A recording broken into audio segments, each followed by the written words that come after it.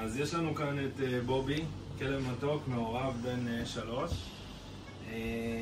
בובי אובחן עם תולעת הפארק לפני 10 שבועות אצלנו בעזרת אנדוסקופיה. אנחנו גילינו מסה בוושת לפני הכניסה לקיבה, ששם המסה נוצרה כתוצאה מהתולעים ושם הם ישבו. גילינו את זה בשלב מוקדם, וככה יכלנו לטפל בו בעצם ולמנוע את התפשטות המחלה והמשך הנזקים שלה.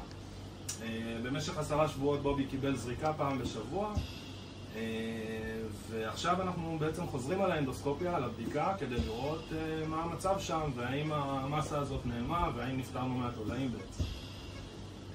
אז עכשיו אנחנו נבקש מנועה קצת להתקרב למסך. ובואו נראה, אנחנו מתקדמים לאורך הוושט בעזרת האנדוסקופ, ואנחנו רוצים להגיע לאזור של הכניסה לקיבה בעצם. ופה אפשר לראות את הכניסה לקיבה, ואפשר לראות שהמסה שהייתה נראית כמו פטמה ורדרדה בעצם נעלמה לגמרי. אחרי 10 שבועות אנחנו נפטרנו ממנה ונפטרנו מהתולעים, ובובי החלים לגמרי מהמחלה, החלמה מלאה.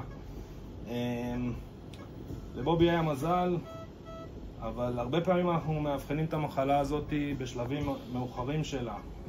המסה הזאת גדלה ומתפשטת, והרבה פעמים למרות שאנחנו הורגים את התולעים אנחנו לא מצליחים להציל את הכלב.